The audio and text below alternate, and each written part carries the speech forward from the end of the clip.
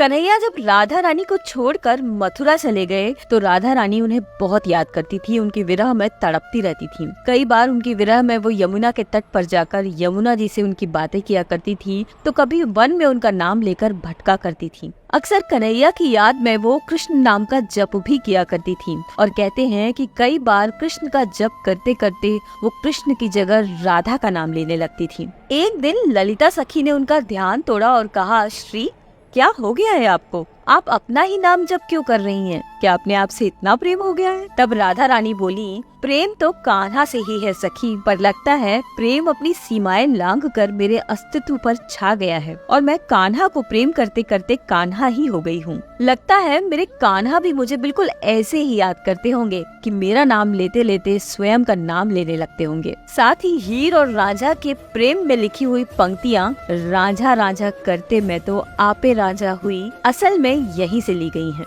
बताया जाता है कि कवि विद्यापति जी ने राधा रानी के इस प्रेम की पराकाष्ठा को अपनी कविताओं में उतारा है। तो सिर्फ राधा रानी के लिए नहीं, राधा रानी के असीम प्रेम के लिए कहिए राधे राधे।